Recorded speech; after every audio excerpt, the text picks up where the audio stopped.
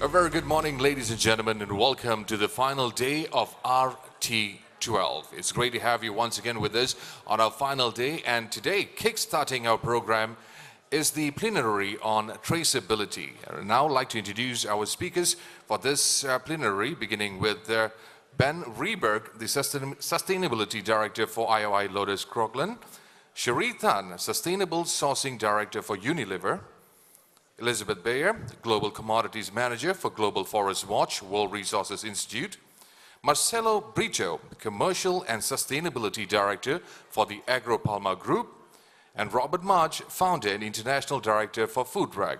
And our moderator for this plenary is Mr. Daniel Husman, the Asia Regional Director for the Sustainable Trade Initiative, or IDH.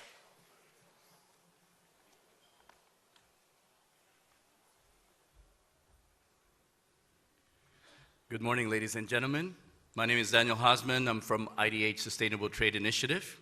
We are a public-private partnership facility funded by the Dutch government as well as the Swiss and the Danish. And I have the honor today to moderate a group of esteemed panelists to discuss traceability, what it means, how it's connected to the RSPO, how it should help towards sustainability. Traceability has been the hot topic, I think, in the past year, along with HCS and some of others. And there is a lot of understandings and thinking and definition going on. And we hope that this panel will help shed some light into what the different actors along the value chains are thinking about that. And there are also various initiatives, I think, that are trying to crack this nut on traceability. The RSPO is doing that themselves on certified oil, the Forest Trust with some companies, and other companies doing it on their own, as well as the Traceability Working Group.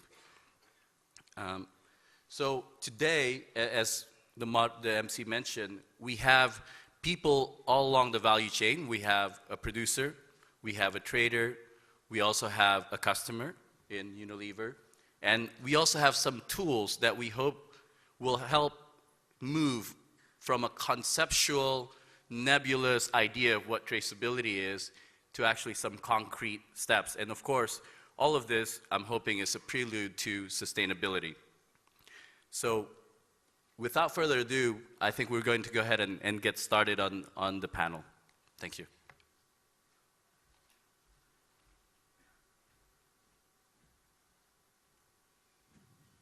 And what I'd like to do now is to ask each of our panelists to share very briefly in 5 minutes who they are, where they're from, what organization they represent, and also how do they define traceability and what does it mean for them?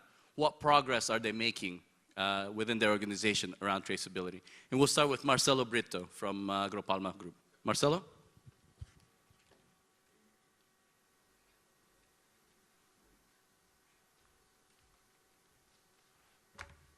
Good morning, everyone. It's a pleasure to be here with you.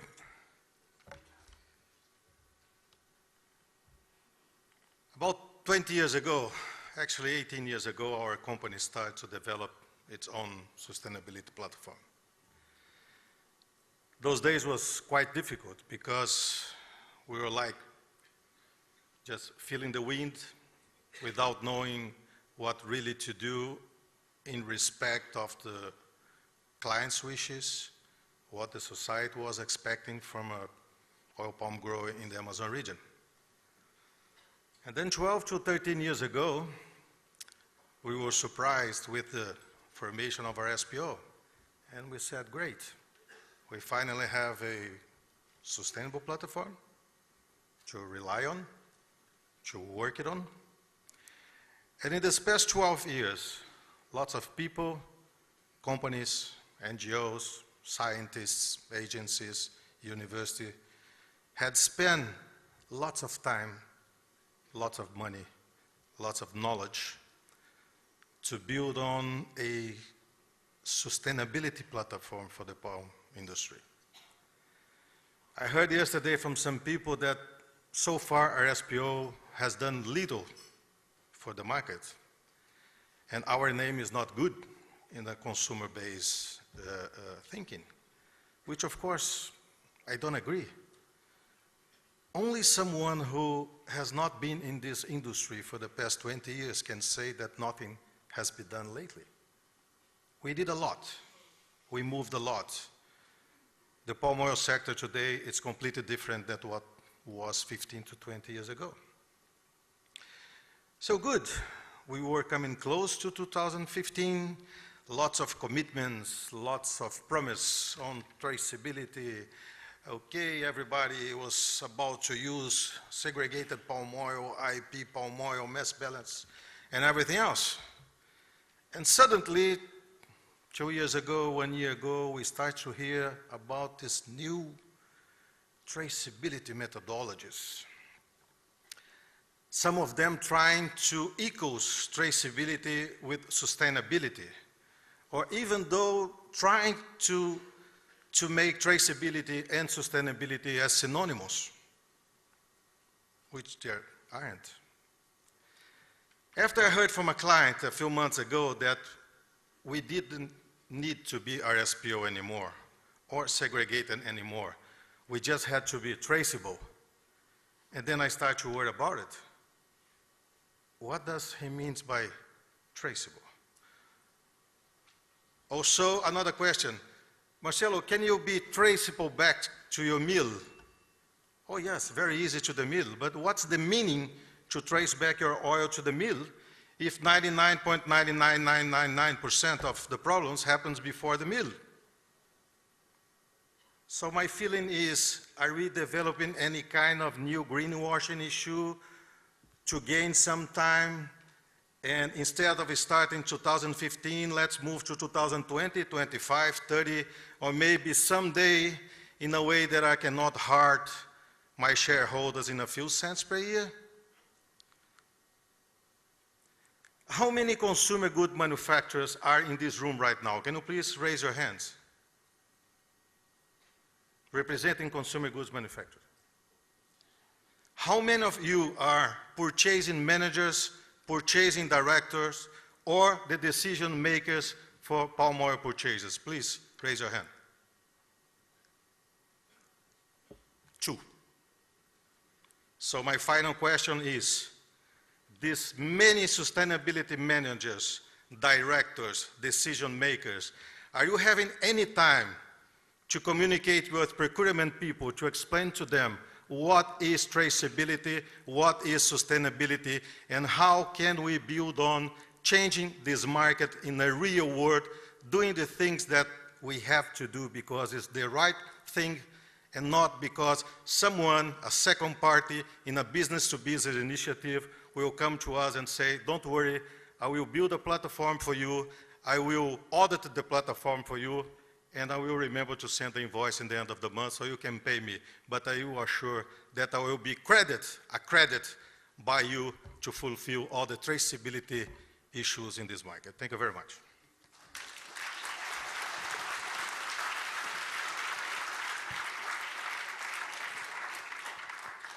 Thank you, Marcelo. I think everyone notices that Marcelo threw down the gauntlet for a few of others that are following him. So I hope you guys are prepared. I saw you squirming a little bit in your seats. So Ben, why don't you go up to the stage and share with us how IOI Lotus Croclan thinks about this.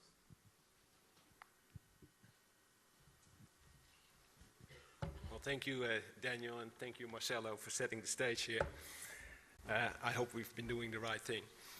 My name is Ben Vrieberg. I'm heading IOI's Lotus Croclan Sustainability Department, and we're building a transparent and sustainable palm oil supply chain.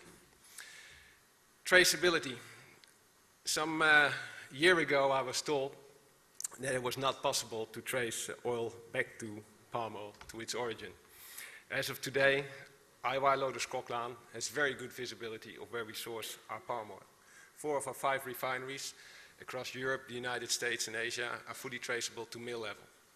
These, I think, a job well done by all the people involved in the supply chain, our own team, but also our supplying partners in both Southeast Asia and Latin America.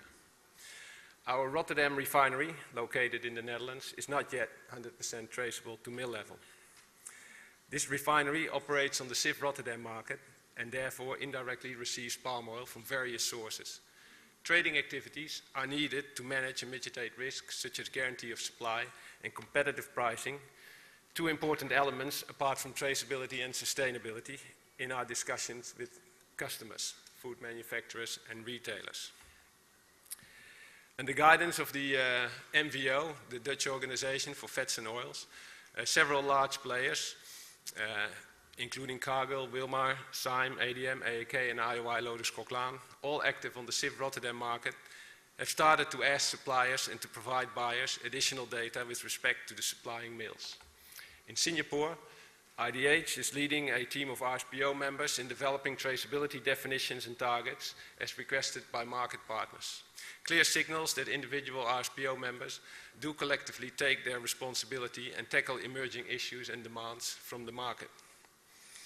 And I want to emphasize that being in traceability and building traceable supply chains, this can only be achieved by a collective effort by the numerous supply chain actors active in the palm oil supply chain. But at any moment in time, palm oil processors like ourselves are receiving oil from over hundreds of mills, not to mention the number of plantations and smallholders linked to these mills. Traceability, however, is only the beginning of building a transparent and sustainable supply chain. Receiving 100% traceable oil is no guarantee that the oil was produced in compliance with sustainable practices as defined in the many sourcing policies that have recently been announced by many companies. This is where the hard work really starts. RSPO certification will be the next step, but many processors and customers are demanding additional sustainability criteria linked to HCS and peat, and we've all been discussing this over the last couple of days. These criteria have not yet been fully specified within the RSPO P&C. However, we believe that the RSPO is the platform, RSPO verification and certification, that is by far preferred over having to build individual supply chain verification programs based on traceability and additional criteria. Individual verification programs lead to multiple visits to mills and plantations, and I do not believe that that is in the interest of the industry. Collaboration, as mentioned by the chair of the RSPO in his opening address, is needed to ensure that these additional criteria are now being included in some way or another in the RSPO model so we can fast forward verification of our supply bases.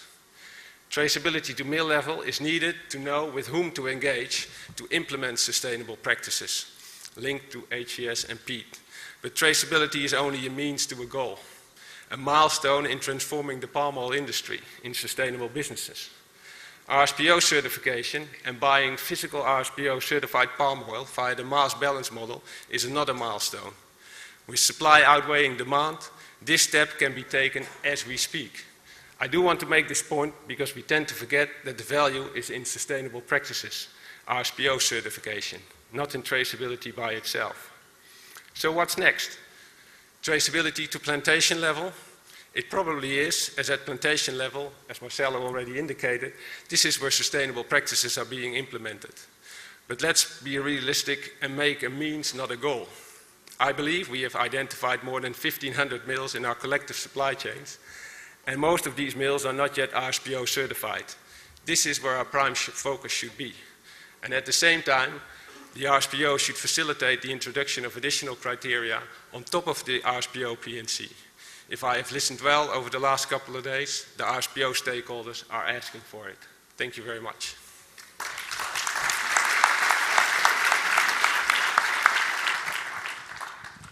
Thank you, Ben. So what I heard Ben saying is that sustainability requires many steps, and traceability fits within one of those one of the steps along the sustainability journey, and that it requires every one of us to collaborate together to push that forward. And we already have a great platform in our SPO. Next, I'd like to present to you Sherry Tan from Unilever. Now, before we came up, she did ask me to make a promise that I would not ask any pricing questions to Unilever, so I'll respect that. I hope everybody else does too. Sherry. Thank you. Good morning, everyone. My name is Sherry. I am the Global Sustainable Sourcing Director in Unilever. So just to establish, I actually sit inside procurement, so I don't sit inside a sustainability box. And my role is to influence the way we embed sustainability into the way we do business and influence many of our procurement buyers.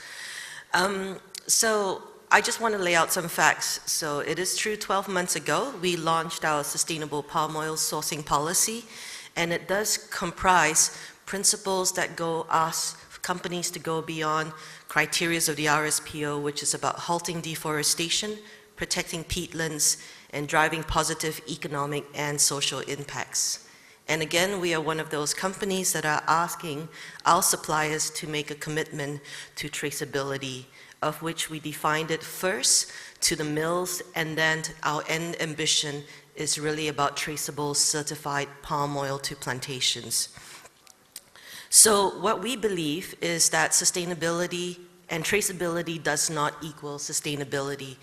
But what it is it represents a starting point to understand where our palm oil originates from, and this is an important prerequisite for positive change and for understanding the changes needed to transform our own supply chain.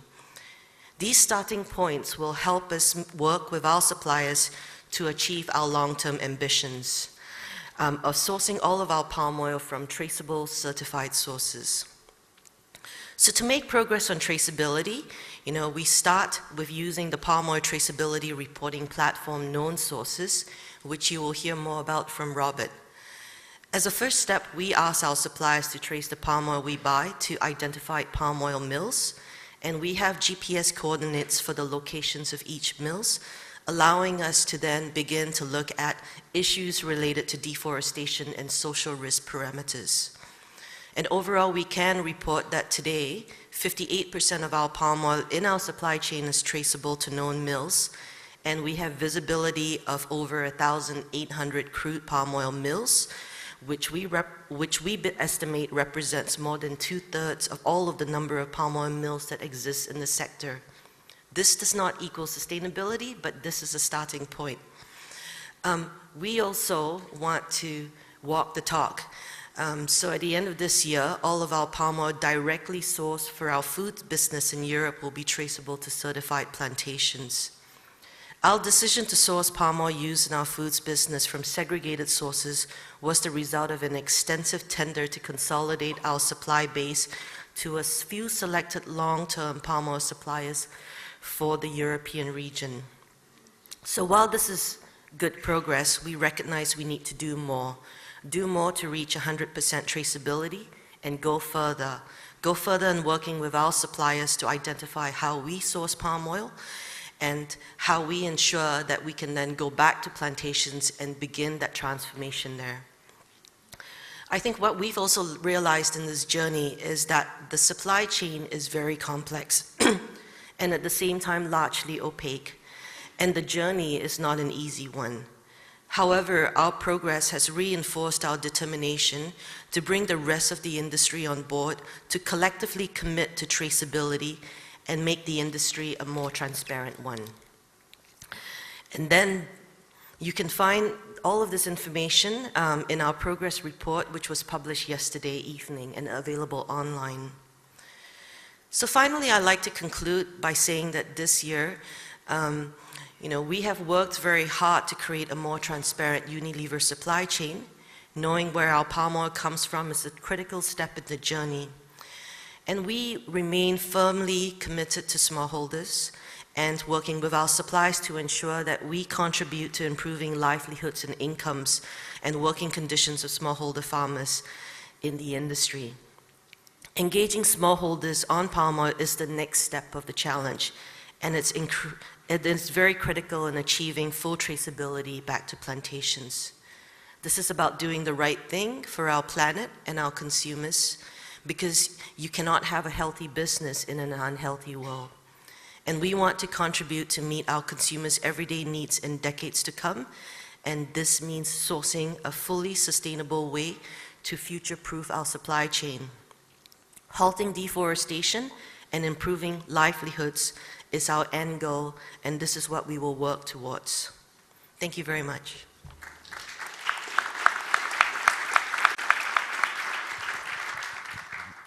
Thank you for that, Sherry.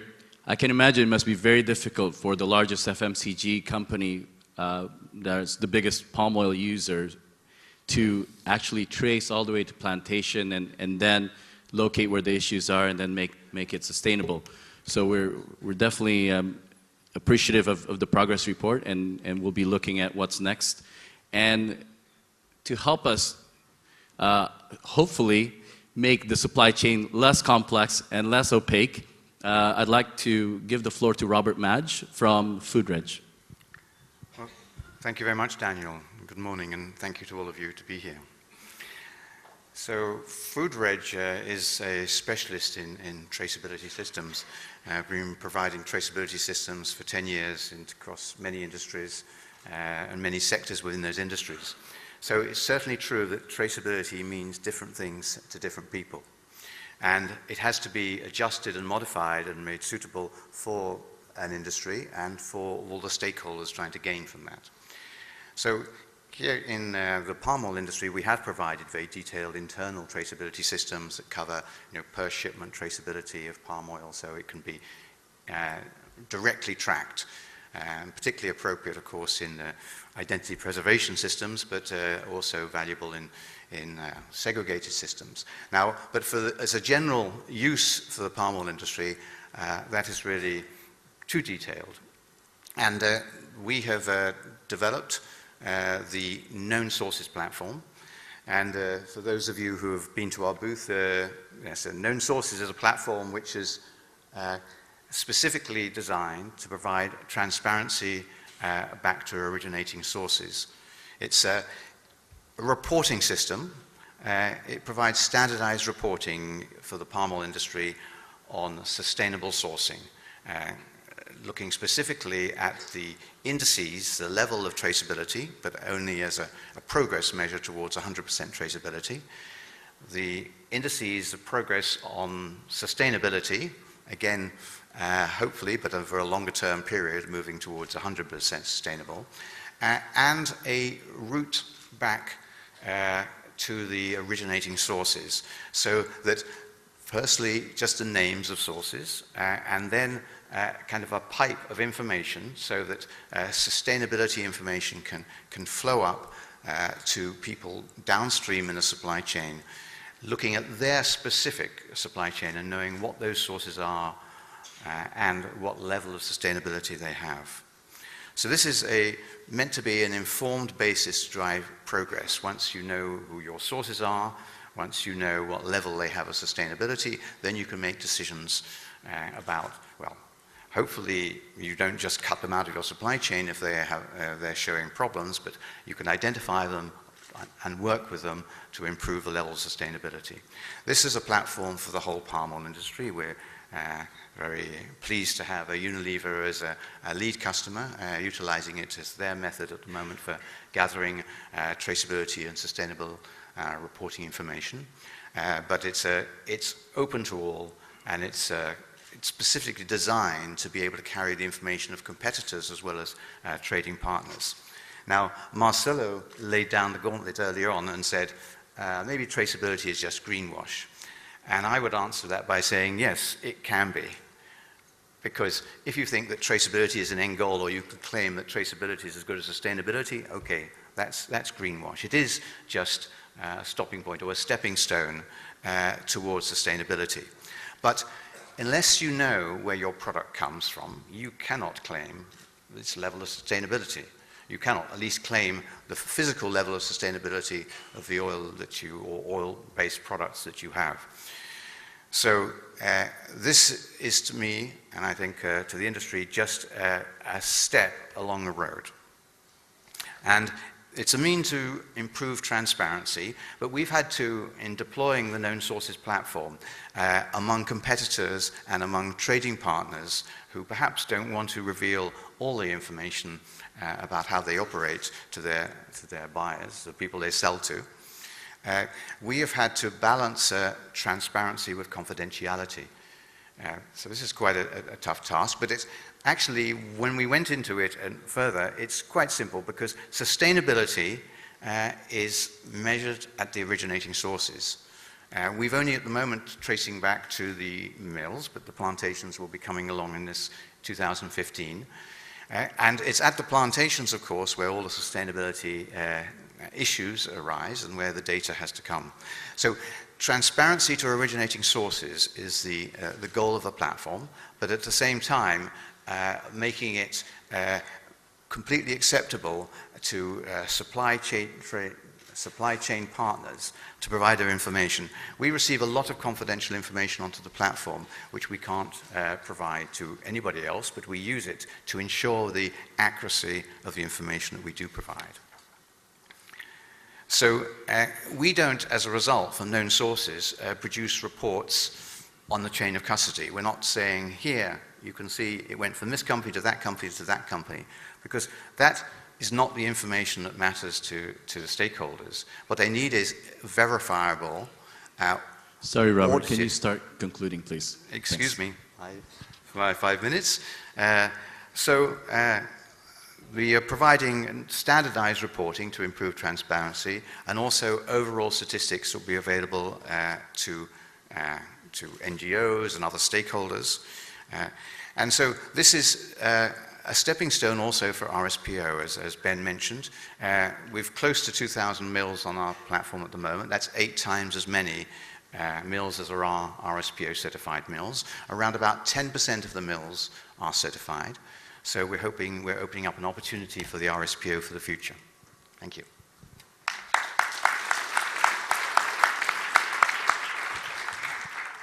Thank you for that, Robert. I can appreciate it's very difficult to explain a traceability system or platform in 5 minutes. And also, I can imagine it's very difficult for all of you sitting there to visualize what this system actually looks like. I think there is a booth back there that shows you how the system works, so you can go and visit there. And I must say, they probably have the best bag that's being given away out of all the booths that I've been to anyway. Very, very nice. I'd like one too later. So now I'd like to introduce you to Elizabeth Baer from WRI. And what I'd like for her to talk to you a little bit about is, now you've heard, there's a platform out there that could store as a database the different traceability information from the different companies with strict confidentiality and so forth. But it still doesn't address the issues on the ground. How would you assess those risks and so forth? And Elizabeth now will talk to you a little bit about the Global Forest Watch program that has capability to do so. Elizabeth. Thanks, Daniel. Good morning. I'm Elizabeth Baer with World Resources Institute, and WRI is a global environmental nonprofit with offices in Washington, D.C., Indonesia, Brazil, and other places around the world. And as Daniel mentioned, we've developed the Global Forest Watch platform together with over 40 partners around the world, including academics, researchers, other nonprofits, companies, many of whom are here in this room today. And so what Global Forest Watch is, you can see just a little demo here behind me because it's quite visual.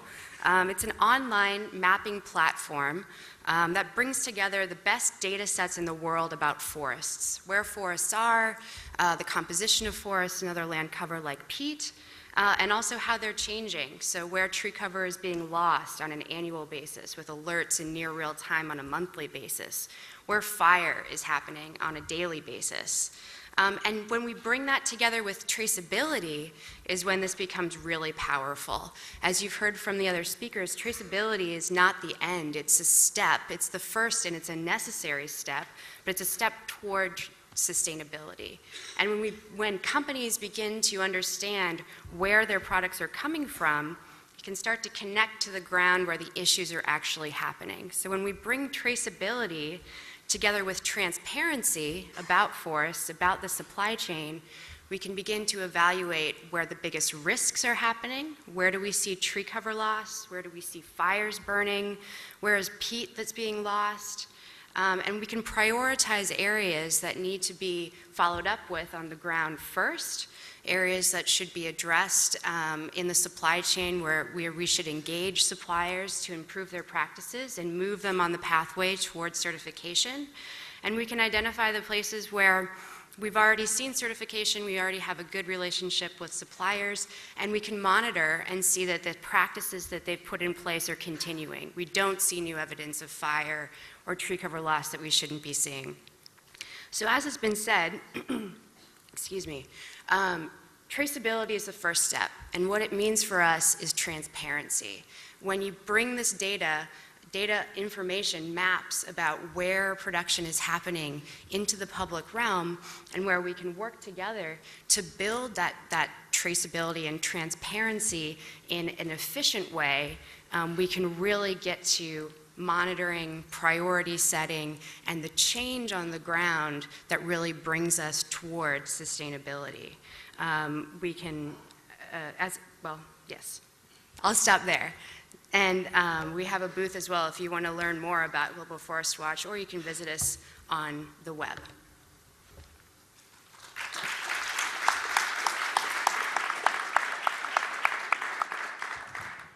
Thank you, Elizabeth. So Elizabeth showed us this tool in the Traceability Working Group meeting on Sunday, and people get really nervous because they start seeing some of their plantations there, and then things start turning red, and there's fires and so forth. And it's a real powerful tool for transparency. Obviously, I think we'd love to hear more a little bit later in terms of what data is made public versus kept to the companies and so forth. I'm sure everyone here would also like to hear that. Now, I'd like to turn to our panelists before. I'm quite surprised, actually. We've already received about 20 Q&A cards, but before that, let us have a little debate here with our own panelists. You've heard now from Marcelo saying, okay, we hope from the grower's view that traceability is not an excuse, if you will, for traceability. We've been working so hard on sustainability, and now it seems like there's something else that we need to do, and we're hoping that that will not eclipse what we've already been doing that is the right thing and moving to sustainability. So I'd like to hear, as folks further downstream, Ben and Sherry, how you think about that, how you address those concerns from the growers, because I've spoken to many of them and they share the same concerns. The concern that traceability is an excuse, if you will, to not do sustainability and to not take up RSPO certified oil and so forth. I think I can understand that concern. But as I said, it's a means towards sustainability. And traceability, like I said, a year ago was impossible. Right now we're fully traceable. It's easy. The real work starts when you want to make the traceable or the traces sustainable. And we are committed to doing that. So, and I think that's also what the growers want to hear, but that's also what our customers want to hear. So it's a means. We get over it and get back to certifying plantations and supply sheds according to sustainable practices. That's our real focus. Thanks, Ben. Sherry, did you want to comment? Yeah, I guess, I can appreciate that there's been a proliferation of demands and requests being put on suppliers. And I think where the industry will eventually come to is that those companies like us making commitments need to come together and ensure that the message is very consistent. We're working and participating in platforms such as the Traceability Working Group, Daniel, to try and agree on the definition and to agree on the processes and the approach.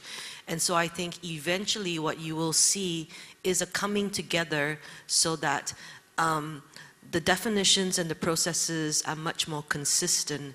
And I can appreciate that at this time, there are individual companies going to suppliers with, requests around traceability platforms or in Excel files, and all of this. We can do a better job in ensuring that either through the Traceability Working Group or Consumer Goods Forum platform, that user companies are coming together with a common set of approaches in how we do this. Thank you.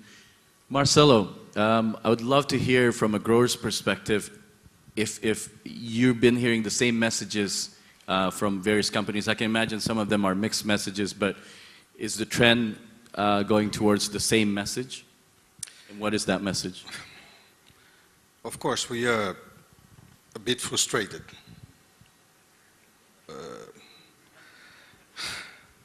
Many companies really devoted the past several years in order to achieve something that was, in our beliefs, a request from the buyers and a request from the consumers. In the end of the day, we found out that was not a request from them. We all know that there is a stepwise procedure, okay? We know that we cannot reach full traceability to all plantations right now.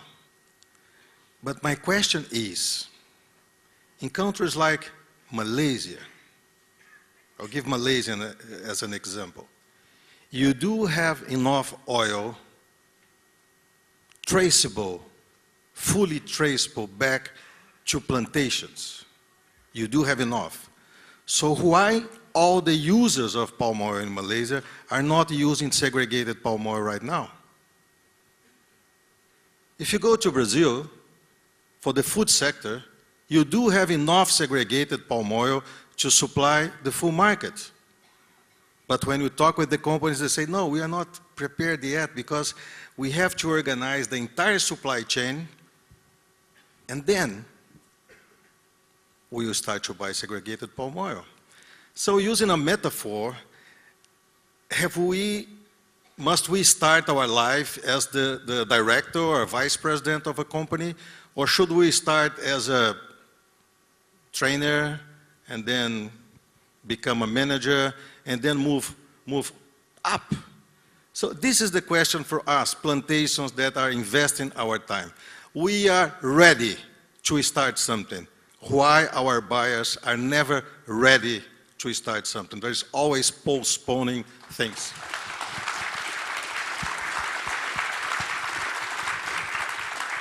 I think all the growers are clapping their hands there. I've noticed. Ben and Sherry, I can't answer this one for you. I mean, obviously, that's your role From now. a processor's perspective, I do share what Marcelo was saying. We're importing more segregated oil into Europe than we're selling. So we take a position here. We are ready, as I said in my speech. You give me a call, you get mass balance tomorrow. Sherry, if you have any comments on that. You know, I can appreciate all of this. We have worked very hard to reorganize our supply chains in Europe to ensure that all of foods will be segregated at the end of this year. We do see a challenge because at the end of the day, we are not a user of crude palm oil or palm kernel oil. We use derivatives. And where we need to work together as an industry and with our suppliers is to organize supply chains to ensure that the derivatives and the products that we are looking for can be segregated in a way that allows us not to have to carry or shoulder the burden of needing to have to extract all of it as segregated, but that it comes to us in the form we need as segregated. And I think this is a challenge of the industry, and this is where we all need to work together to address some of those complexities in the supply chain. It doesn't happen overnight. Okay. I think that it's fair to mention Marcelo counted 2 food manufacturers, of which one is Unilever, but there are more, of course, in Europe who could do a lot more. Of course. Are you satisfied with those answers? Just one point. Both of them said they are ready to do in Europe. Are we saying that we have a first-class consumer in the world that are the Europeans and a second-class consumer that are the rest of the world that will have to wait for more to start to buy sustainable products? Very interesting question because I think you're going to have to sign autographs after this, Marcelo. Very interesting question. Actually, one of the Q&A asked exactly that. Is this going to create a 2-tier market in palm? Maybe Ben or Sherry could address that. Well, I'll start first by saying thank you for the question, Marcelo, and I think thanks to AgroPalma, we can also say that in Brazil, we are starting to buy segregated sources as well. And, you know, we've been able to accelerate that because of suppliers like AgroPalma. I think there is a fear, and, you know, in our report, we do talk about the fear of creating a 2-tier market. As long as the majority of users are not requesting certified traceable palm oil in markets like India and China, it is very difficult for a company like Unilever to then make inroads because it is very lonely in this journey and it's very hard to get it in the fractions that we need it at. So I think we do need to work together as an industry to try and tackle some of these challenges. Well, if I may comment on that, I think for markets like India and China, the RSPO has a perfect model, which is green palm, which is another stepping stone towards the physical supply chain. But that will be the first step. And again, supply is outweighing demand today. So also in those markets, a start can be made today. Thanks for that. I'm going to take the attention away from the first three for a Thank moment you. and go to the other two there at the end. So it seems to me that a traceability platform and the Global Forest Watch platform could go hand in hand in terms of showing traceability and then the next step in terms of assessing the risks of the areas that have been, the information that has been inputted into the system. Is that a correct assumption, or how would you make that work in terms of making these guys' lives much easier? Sure, so that's absolutely right, and we're already working together to make that happen. I think what's really different about the systems is that the Food Reg system contains quite a lot of commercial data that needs to be tracked to maintain the traceability, and that's confidential information that actually doesn't matter to us in terms of assessing risk. It doesn't matter all of those those buys and sells in between the end user and the origin. All we need to know is the origin. And so we're working together on connecting origin data then with what we can do on Global Forest Watch. So if we can source maps of where mills are located, we can put a point on the map and draw a circle around that point that represents a good sourcing supply base, and we can do risk assessment on that point that can connect to whatever buyer the Food Reg platform connects that point to. So they do work very well together, and we realize that, which is why we have an agreement to work together to build those connections. Thank you. Robert, if you have anything to comment, if not, this one. Okay. And actually, there's another question card here to you, Elizabeth. Question, is it possible to put our concession shape files into the GFW website? If yes, which format of shape file is required? I think you just have to answer the first question there. Sure. The answer is yes. And in fact, as I'm sure you all know, the RSPO agreed last year, passed a resolution for all grower members to submit maps of all operations, both certified and uncertified. And we also work together closely with the RSPO. We have a partnership in place with the RSPO to evaluate maps and to increase the transparency of maps that are submitted by members. We've already published certified maps that were digitized by Aid Environment. And we'll be looking forward to adding maps that have been submitted through the ACOP process as soon as those are available. Beyond that, of course, you can reach out to us directly and submit maps. And even those who don't want to publicly submit maps and have things that they want to look at, you can upload your own shape files to the tool and do analysis there as well. But we're hoping that everybody is moving in the direction of sharing them openly in a transparent manner so that we can all work together with a big pool of data that we all share. So the answer is yes, absolutely. And whoever made this question definitely should see her afterwards. This one is a very provocative one, and I'm going to address it to all the panelists, whoever would like to answer this. Is traceability meant to be replacement of certified oil? Is it because RSPO is viewed as lacking or not meeting the objective? Maybe the RSPO members, our panelists could answer those. Okay, we have to go back and look to our weakness as well. Of course, if something is happening in the market, it's because we gave the room for somebody else come and propose something different. So we must realize that internally in our SPO, we have to recalculate some things and see how can we move on. Traceability is not only about sustainability. first of all, there is no sustainable product or sustainable methodology, because as long as you reach that, something new will come. So it's just a step that we're moving. It's lower than most people would like to know, but you know, we're going to be moving together, and I'm quite sure that our SPO can do a lot more, is already doing, but we must understand that it is realistic. I'm not going to say that it's not realistic. That is Where's David Suzuki? Yeah, it is realistic to do something more with a better infrastructure, and we have to get together and be clever enough to push this market a little bit. Thank you, Marcelo. Any other RSPO members, or even? Speaking from the NGO, environmental NGO perspective, and not specifically from the tools perspective, I would say absolutely not. Traceability on its own is no replacements for certification. As we've already discussed, it's a starting point to know something about where supply is coming from, but that's essentially all it does until you take the next steps.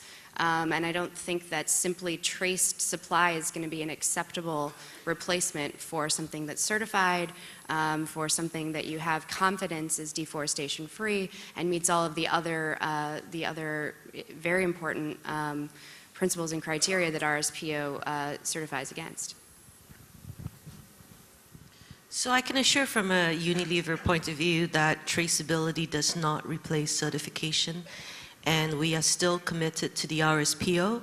All 100% of our palm oil volumes is either offset with green palm certificates, or we're making headroads into segregated supply chains. But actually, the RSPO does have to improve because traceability is not a requirement.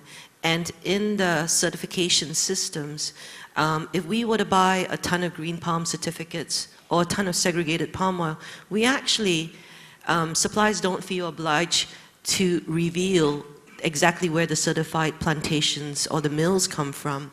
And I think this is an issue that does need to be addressed so that, you know, we can work through the RSPO to ensure that we can create more transparent supply chains and work towards ensuring that those supply chains can then become certified.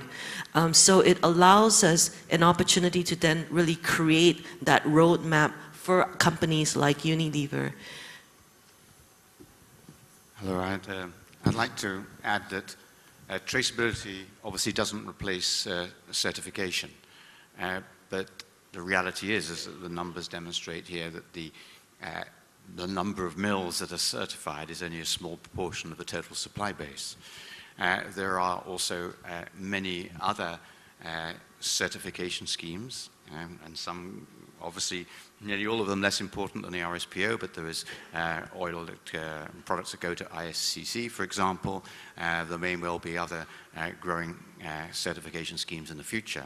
And so, speaking from the traceability platform point of view, I think we have to be very neutral and provide the information about all the schemes, and of course also information about companies and originating sources en route to sustainability, and hoping that the RSPO will pick up the gauntlet and the companies will go towards RSPO certification quicker when they are identified.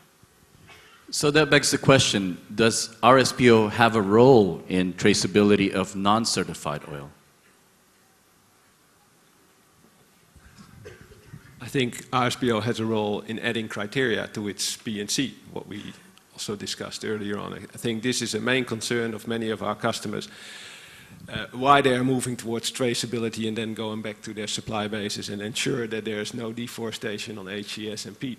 I think those elements, if they in some form can be excuse me, included in the RSPO model, it would build the brand of the RSPO, and it would probably bring us all back within the RSPO, because from a processor's perspective, we like to keep things simple, and we like to keep with one good standard that is accepted by both the growers and the market.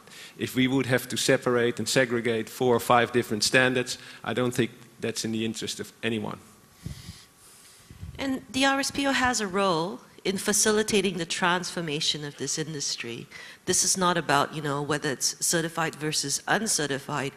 There is within this 1,800 mills that we have visibility on, many RSPO members that owned many of these mills. So I think transparency in the RSPO around the progress is equally very important. I think RSPO has a big role on that. And much more than that, let's say that the buyers who are within RSPO are much more responsible for that. I want to go back to an idea that I have since the beginning, but people seems not to like to discuss that, you know? And then we keep year after year hearing producers complaining about, well, they're not paying premium to us, we're not paying extra sustainability price on that. So I hate that. We had no premium on top of sustainable palm oil. But I would love to see buyers paying a discount to non-sustainable producers, because this is the way that you understand they have to move, only when money talks. As they're not here to sentimental talks or environmentalist talk, we must introduce this new type of conversation, which is money talk. Okay? I'll pay the commodity price for you guys who are really working out for a sustainable production, but you that don't want to do anything will be a commodity minus a discount. This would change the market completely, completely. But then we have to go back to our procurement friends and say, why don't you do this? What is the problem behind this issue? Really interesting. So what you're suggesting is, instead of an incentive, there should be a disincentive for those who are not sustainable, right? Would this work, Ben, Sherry? I would need to go back to my procurement buyers, but you know, I think very, very valid points, and why not? And another question, would all the growers share your view? I have no idea. Okay. That's why I said it might. Ben, did you want to comment, Ben, or? Well, I think it makes sense, but I think we have to do it collectively, I think. And the RSPO provides a great platform for that, but we have to make it work. So. Okay, thanks. So I'll switch gears a little bit then. There's a number of Q&A cards that are addressing the same thing.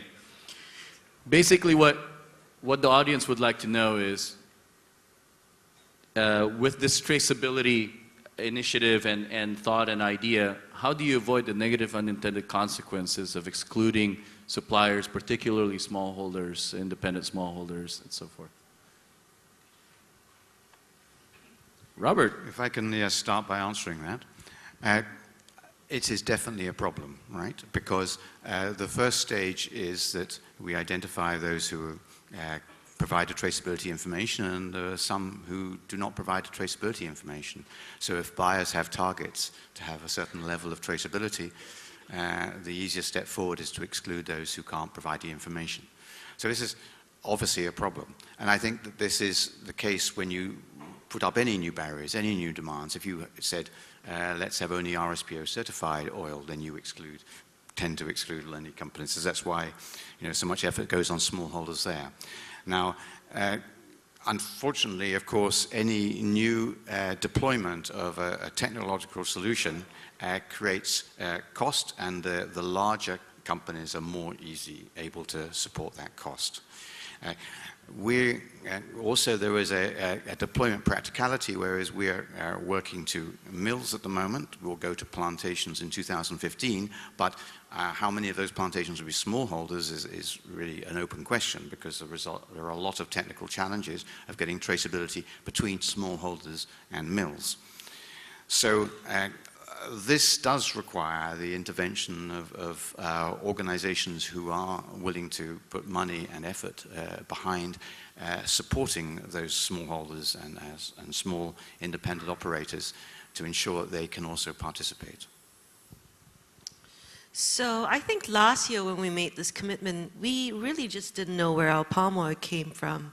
But today what we can do is we can tell you that 924 mills in Indonesia, we can actually pinpoint the provinces and the top 3 districts where we're sourcing. And actually that's where we get excited, because that's where the transformation can begin. Because we can start to now work on looking at approaches to accelerate these supply areas to sustainability. We can bring in partners and organizations to work with us and build a much more inclusive model of engaging with smallholders. Because smallholders have been invisible in supply chains in the past, but I think we have a much more, using technology, using satellite imagery, I think we can really build a proper sustainability roadmap. And you know, I think before we get to this discussion about excluding suppliers, we really have to talk about how can we engage with our suppliers on this roadmap. And it is true, if suppliers consistently express a disinterest to work with us, to commit with us on traceability, then I think we will have to reassess what is the long-term relationship with the suppliers. And I think we need to be honest about that. Elizabeth? I think also once we start getting traceability to the mill level, we know that there are smallholders around mills, and we can start drawing a circle around a mill on a map and assume that there are smallholders there, even if we don't know precisely where they are. And we can monitor, we can start to monitor and look for the areas where the performance we can evaluate related to tree cover loss and fire and other things like that, where it's good, where that's probably a great place to begin looking at good performers, and areas where there might be some risks, where those might be areas to prioritize engagement. So once we have some level of transparency to the mill level, we have quite a lot more information about smallholders that may not require us immediately to trace all the way back in as precise a way as we might for other plantations. So does verification play a role in all of this? And if so, how does that fit with certification? Yeah, I think verification is a step to certification. You know, we are part of a group, which is the POI group. We are not intended to have a certification there, but we intend to have an independent third-party verification, independent, okay, I have to say this, in order to drive the change for the industry. As David Suzuki said yesterday, we are animals, and most of the time not rationals, reason why we still need certification. Because the ultimate goal is not to have any certification in the world, but how can I trust this guy or that one over there? And how can he trust me? Reason why we have to set a verification. But the certification, but the ultimate goal would be nice to have only a verification system just to show in what part of the compliance everyone are. Just coming back to the smallholders, you know, when we look all this methodology today to go back to the mill, we have to pay a big attention on that. Otherwise, we're gonna be delivering a message that the smallholders is only a responsibility from the millers or a responsibility from the grower. And it is not the case. You know, we are in a chain of custody, and it must be a responsibility for all of us. For my own experience, we just finalized the auditing for our smallholders, and it was one of the most difficult things we ever done in our company. It was 3 years of really, really hard work, and it was only 247 families. I wonder those guys who deal with 20, 30,000 families. It's a big issue that deserves lots of more time from us in the supply chain. Thank you, Marcelo. Elizabeth. Verification is really important. I think that you know, Global Forest Watch is a really cool tool. We've got incredible data. It's very powerful, but there are limitations to what that data can show. There are false positives, false negatives. There's areas where the resolution is not as good as we'd want it to be. So monitoring from this level and risk assessment is a prioritization tool, but it's not a verification. And verification is a great next step to sort of validate where the risks lie.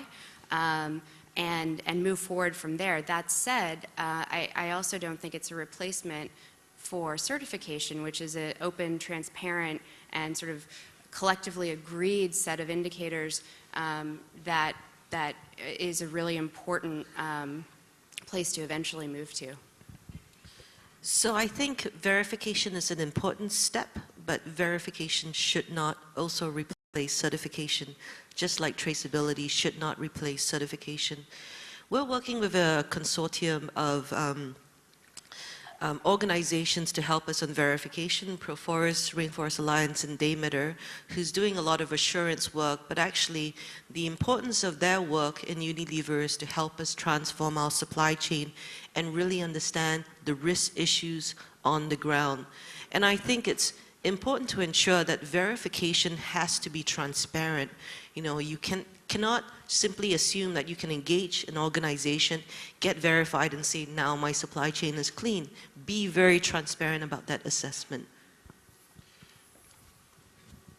Yeah, having said that all, as long as it is within a one-body thing, because otherwise we're creating complexity. So I'm all for verification, certification, but let's try to collect it all in one platform. And I think we are here today on that platform. Seems like there's a lot of alignment here among the panelists in terms of verification being a step in to certification, and that it has to be within one body and so forth. So I can also imagine for our audience, we hear a lot of transparency and traceability. Sometimes people use them interchangeably. How are they different?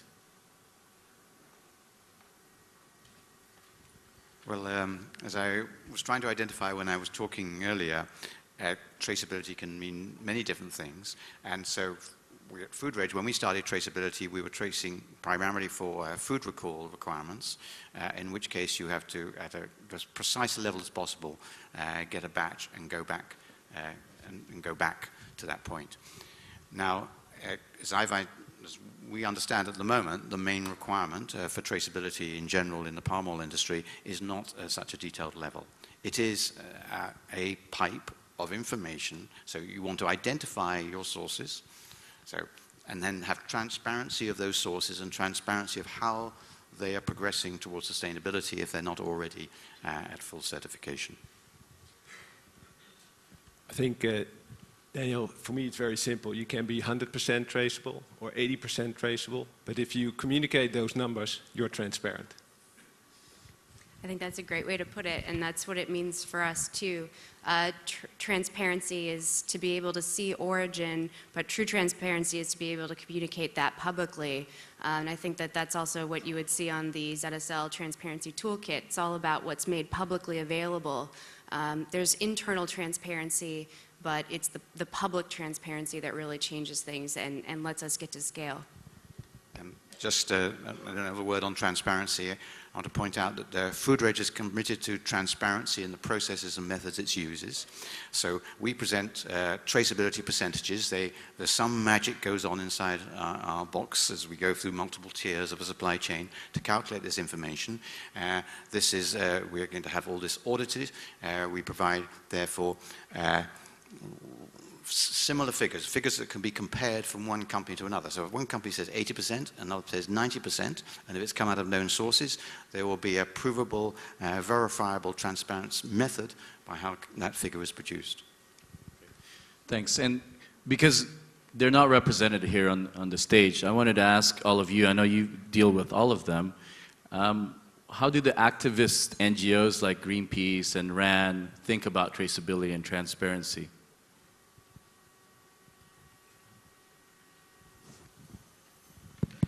Well, in our case, it's clear. They are partners in the Palm Oil Innovation Group, so it's all written there, you know. Nothing is hid. There is a website saying what we're looking for, and also saying that is a complementary thing to our SPO. And we would love to see someday all those criteria be included in our SPO, and then we can go home and rest. One thing that I complain with the NGOs, and all my friends in the NGOs, and they know that because I already told them about it directly, is the lack of feedback for the work that we have been done on the field. So sometimes people come and say, wow, this is very important, you must run your carbon balance assessment, you must publicly report your emissions, how do you deal with your smallholders, and so on. And then we put a lot of people together, working hard, NGOs, and we release a sustainability report. And then every day you go to our website and say, well, let me see some feedback here. And the second day, and the third day, and then 100 days later, and there is no feedback. And if you have feedback, there are quite a few. So then you have to go back to your boss and say, well, you spent quite a lot of money in this, but there is no feedback at all.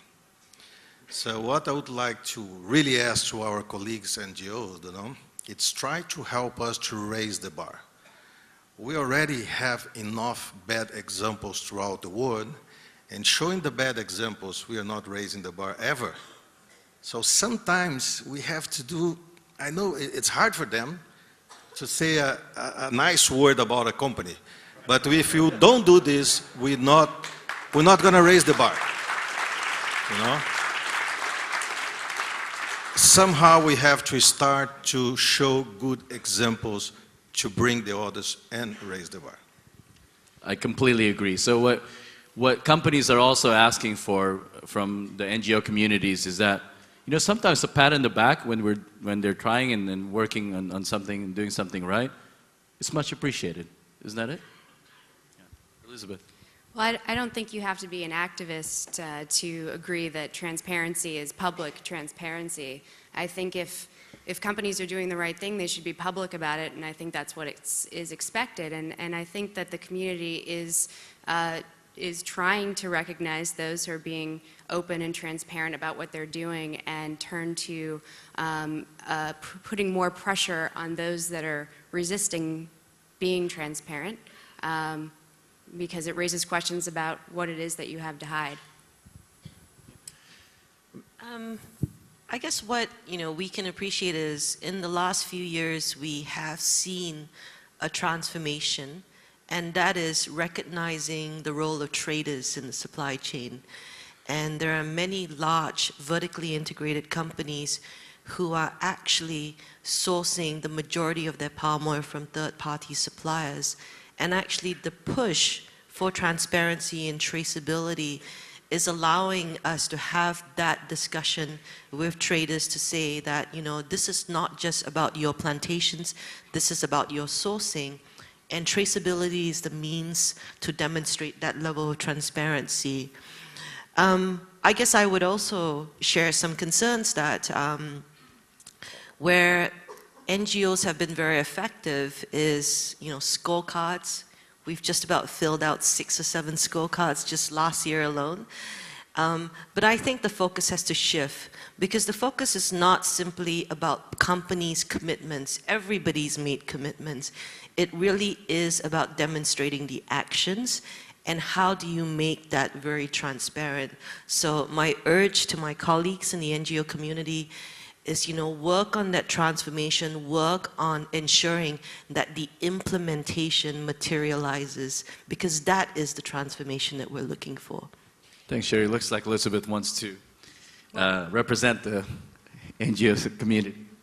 I just wanted to say, though, I don't think everyone has made commitments. I think everyone here on the stage has, and quite a lot of people in this room have. But I think scorecards are still really important, particularly for highlighting the lowest performers who aren't even making commitments and are flying under the radar. So I still think it's a really important tool to highlight the bottom of the pack. But I also, of course, agree that we need to be focusing on implementation, and I think that's why you see a lot of partnerships with the NGOs and the companies in this room. So earlier in the conversation, we spoke of how opaque and how complex the palm oil supply chain is. I'd like to dive a bit deeper in that. Some of the questions reflect this as well. How do you deal with oleochemicals? How do you deal with China and India? you know, a lot of the companies here have businesses in those countries and have businesses in that use oleochems. Guess that one's to you, Sherry. I can say it's a very huge challenge. It's a very huge challenge because the oils from the mill passes through many hands and many processes to get to a final product. And this is where we are discovering the biggest challenges in trying to demonstrate traceability in our supply chain. We do talk about some of the issues we see. It's not just about oleochemicals. Palm kernel is very difficult to trace back to CPO mills because of the ability of palm kernels to travel long distances. And I think it's something that we're working more towards, and we think that, you know, year on year, this will improve and there will be much greater transparency in the supply chain. I think another challenge we're seeing, if I can highlight, is the issue of spot trading. It is a very common way of trading in this industry because palm oil is a commodity, treated as a commodity, and actually ensuring that the right ask is in place so that the origin information is actually on paper trades, I think would really significantly help improve the transparency of the supply chain. Daniel, if I may add. Sorry. I'm sorry. Okay. Well, I agree with Sherry on that. It is quite complex, and even when you take into consideration the fractionation steps that palm oil undergoes, and I was at the Croda presentation. Palm oil is a micro ingredient in cosmetics. It's in 70% of all the cosmetics, but it is quite a huge challenge.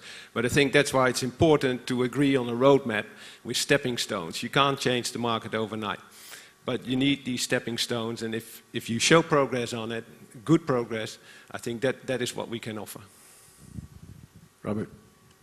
Yes, I was just going to say that technically the known sources platform can trace 5 or 15 steps, or if it's just down to 2% palm oil component, but it requires the active participation of at every step.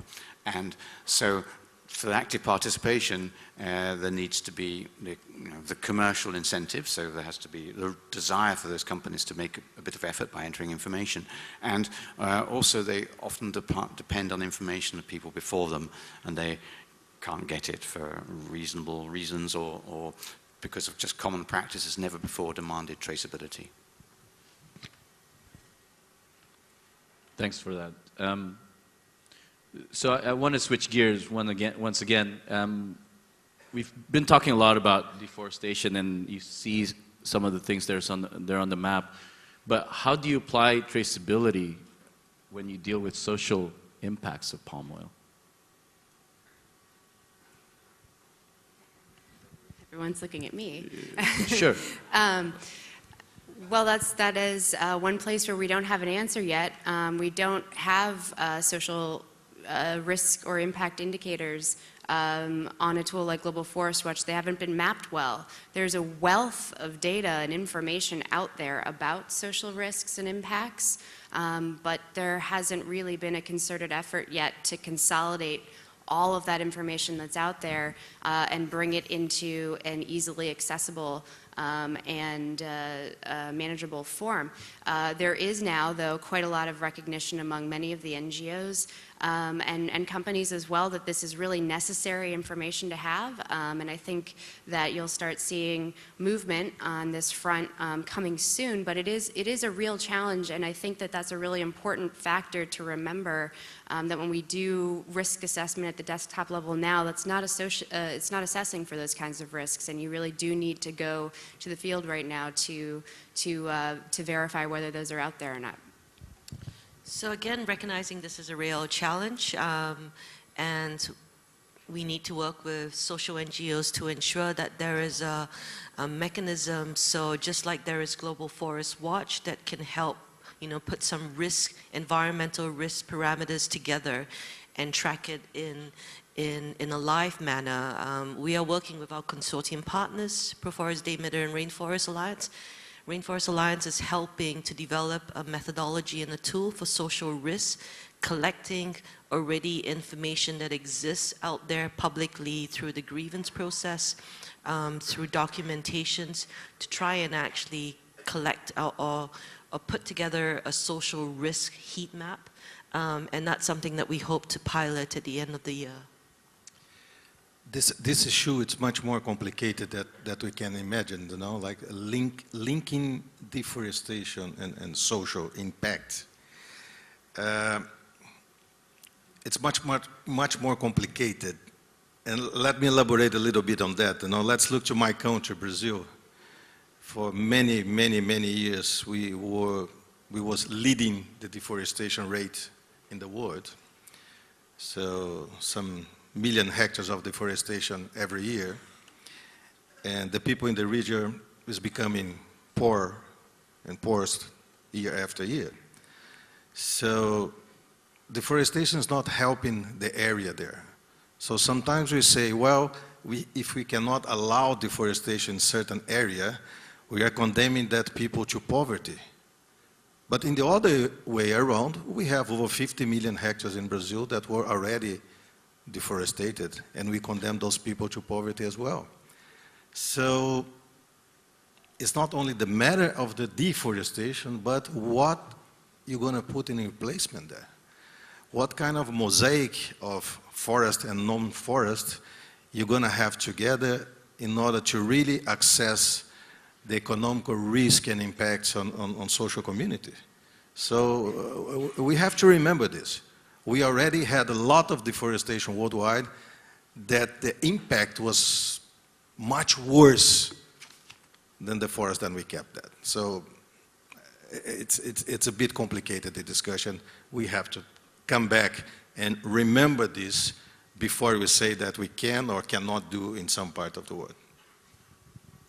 Thanks, Marcelo. One final question for the panelists, and then I'll wrap up as our time is winding down. There's a question here that asks, how do you speed up traceability within jurisdictions, whether that's districts, sub-districts, or provinces, where this type of verification and traceability could actually happen relatively simpler?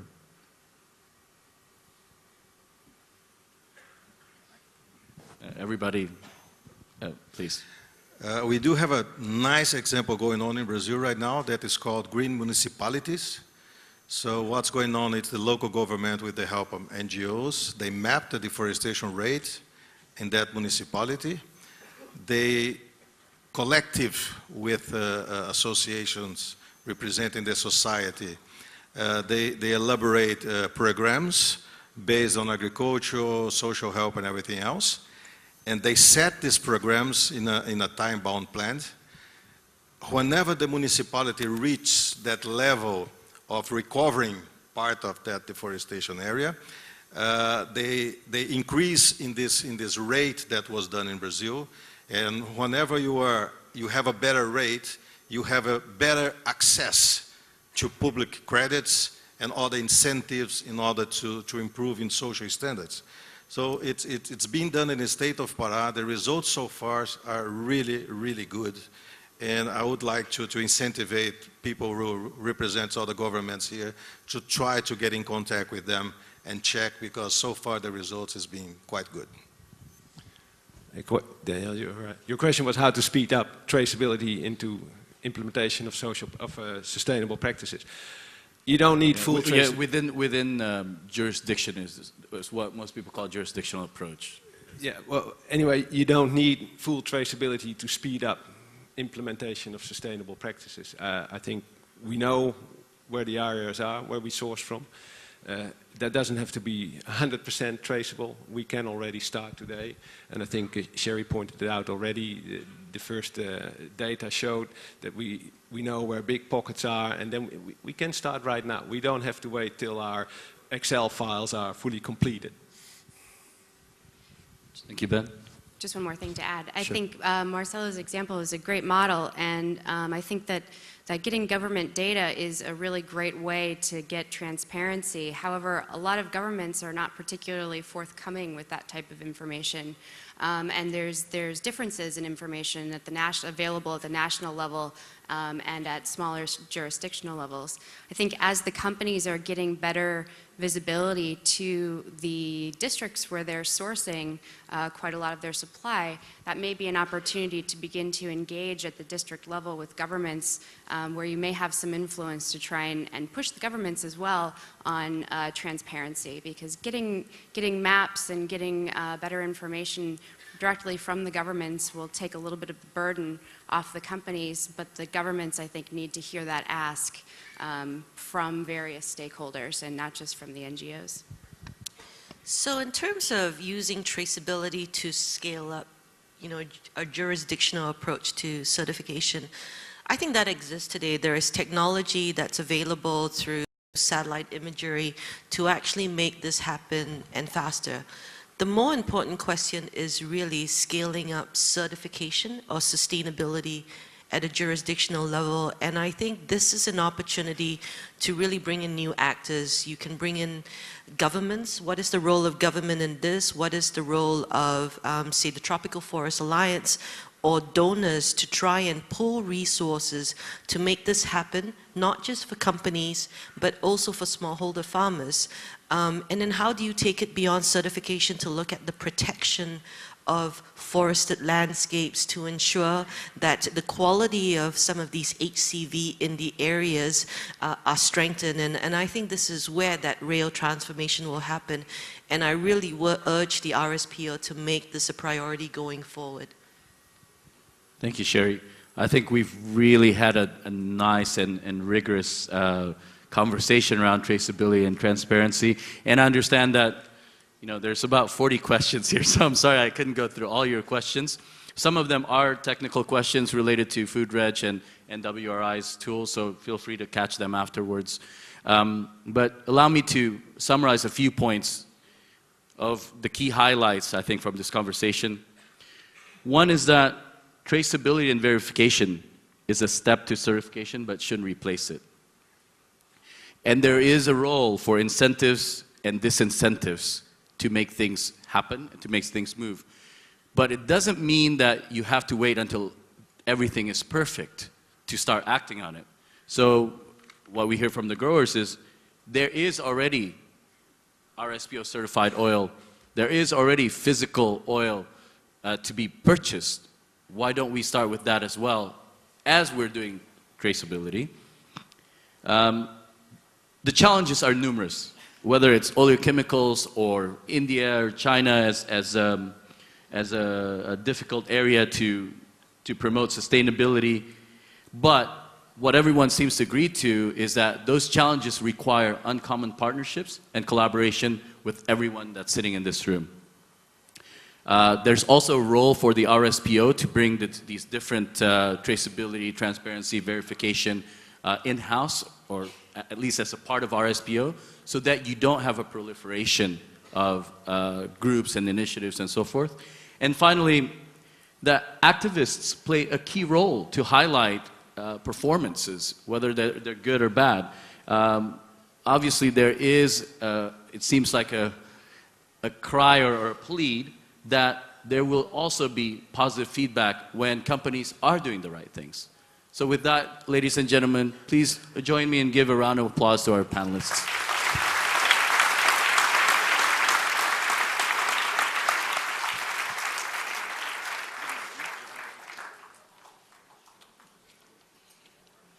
Thank you very much, Daniel, and thank you very much to our lovely panelists. Ladies and gentlemen, we'll now break. We'll be having a short coffee break, and we'll start our final session at approximately 11 o'clock, or rather sharp 11 o'clock. And also, ladies and gentlemen, I'd like to invite you to the foyer for some light refreshments, which is being served right now. Thank you.